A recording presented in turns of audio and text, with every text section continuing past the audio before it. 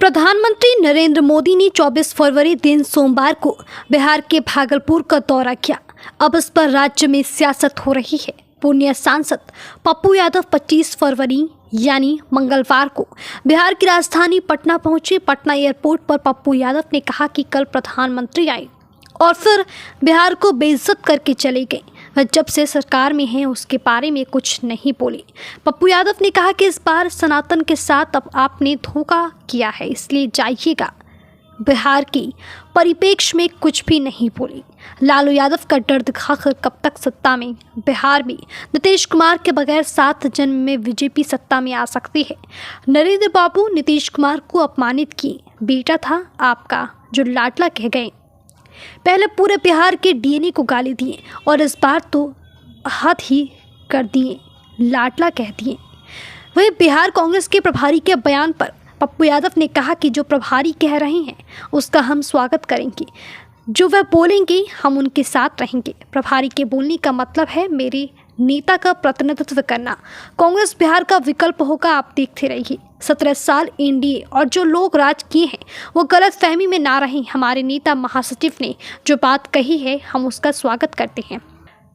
पप्पू यादव से जब सवाल किया गया कि राजद और कांग्रेस अलग अलग लड़ेंगी तो इसका क्या घाटा होगा, इस पर पप्पू यादव ने कहा कि जो निर्णय पार्टी लेगी हम मानेंगे। उन्होंने कहा कि कांग्रेस के बगैर बीजेपी को कोई इस देश में चुनाव नहीं हरा सकता। कांग्रेस के कारण ही किसी का रिस्पेक्ट है। सांसद पप्पू यादव ने कहा कि लालू यादव हमारे पिता की तरह है, लेकिन याद रखिएगा राहुल गांधी और प्रियंका गांधी आज एक बड़ी विचारधारा है। कांग्रेस को आप रिस्पेक्ट दीजिएगा तो रिस्पेक्ट पाइएगा।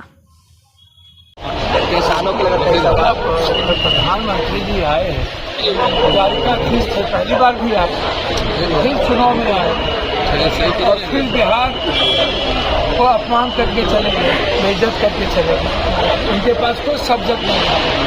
17 साल वो सरकार में है, अपनी बात नहीं बोले। 20 साल पहले क्या हुआ, 17 साल से बिहार में क्या होगा इसकी चर्चा नहीं है।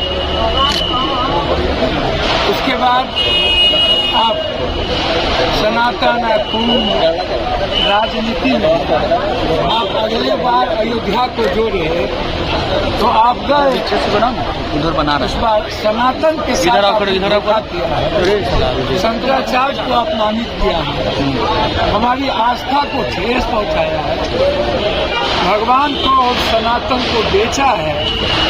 इसलिए जाइएगा। बिहार के परिप्रेक्ष्य में तो कोई बात बोले नहीं।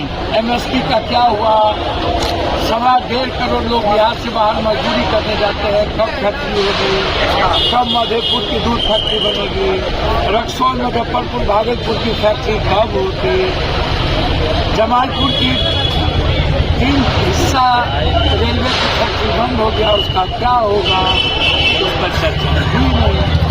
सीट मिल पर चर्चा हुई नहीं, बंदूक और सिगरेट फैक्ट्री पर चर्चा हुई नहीं।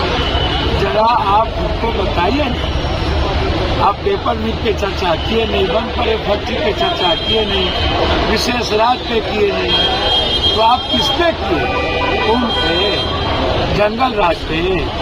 लालू यादव जी का डर दिखा करके कब तक सत्ता में नीतीश कुमार जी के बगैर 7 जन्म में बीजेपी सत्ता में आ सकती है बिहार में। बिहार का पॉलिटिकल मिजाज बीजेपी के खिलाफ रहता है। वो आरक्षण पर कुछ नहीं बोले, जाति जनगणना पर कुछ नहीं बोले, बीपीएससी पर कुछ नहीं बोले, बच्चों के पेपर लीक पर कुछ नहीं बोले, हमारे बिहार के पर्यटन पर कुछ नहीं बोले, उन्होंने किसान की मंडी पर कुछ नहीं कहा। खाद 450 रुपया में मिलता है, 1800 रुपया उस पर नहीं बोले। आप आए, बिहार की जनता के पैसे से आपने मार्केटिंग किया। जो बीमा योजना कांग्रेस के विजन से आ रहा है उसको भागलपुर में त्याग दिखाने आए थे। ये गणेश परिक्रमा करने तो फिर चुहिया की चुहिया। नरेंद्र बाबू जी नीतीश कुमार को अपमानित किए। 1 साल बड़े हैं, बेटा था आपका लाडला कह गए हैं। पहले डीएनए को गाली दिए और फिर नीतीश कुमार जी को आपने कहा ये अपमानित करता है महिलाओं को, इससे दुष्ट कोई नहीं। पहले पूरे बिहार के डीएनए को गाली दी और इस बार तो आपने अति कर दिया, लाडला करके। और ये अति कर दिया कि आप ये कहे ही नहीं कि नीतीश कुमार के नेतृत्व में चुनाव लड़ेंगे या भावी मुख्यमंत्री यही है। और मंच पर चिराग जी थे, ना तो उनकी चर्चा की, ना जीतन राम मांझी की चर्चा की। ललन बाबू को पैरेलल खड़ा कर दिए नीतीश जी के, बाहर नरेंद्र मोदी को मार दिए। ठीक है।